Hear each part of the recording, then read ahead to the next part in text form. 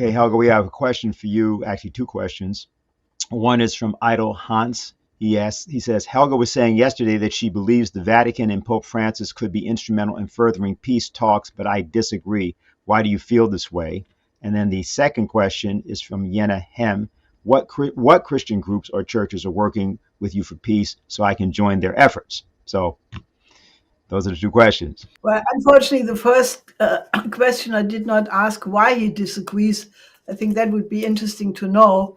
I mean, look, I said it before. Where in this planet or on this planet is a combination of people who can be above the parties? Naturally, you have right now a very powerful combination of countries emerging with the BRICS Plus. Now, this is Brazil, Russia, India, China, South Africa, plus 17 countries of the global south have now applied for full membership. Now that is incredible because already the BRICS have a higher GDP than the G7. So they are clearly becoming the more powerful dynamic in the world. And if all these 17 countries are joining, they are clearly the majority of the world population.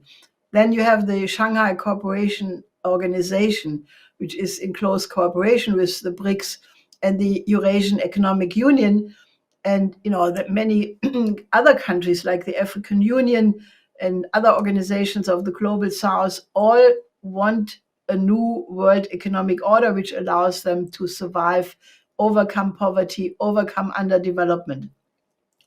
This is very good, but none of these leaders, and they may be very good, has the stature to be above the parties, because Xi Jinping is a target of hatred and himself, Putin for sure not.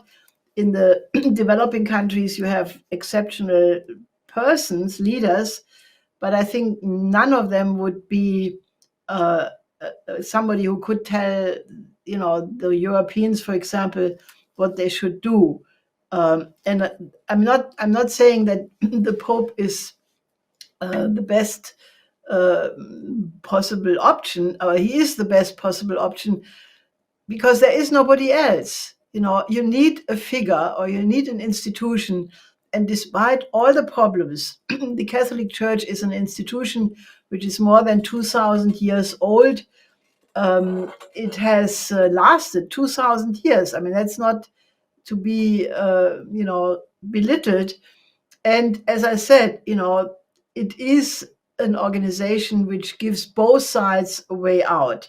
That is why I think it's so important that Cardinal Parolin reiterated that they want to offer the venue of the Vatican as a place without preconditions.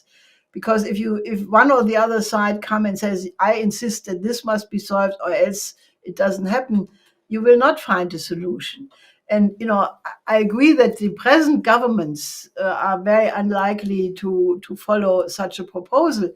But if we mobilize the population, if we mobilize the congregations, the churches, the believers of all religions, and I think we really have to appeal to the Muslims, to the Buddhists, to other people who, have other religions, but not only religions, the trade unions, the business associations, anybody who realizes that we are on a course to disaster.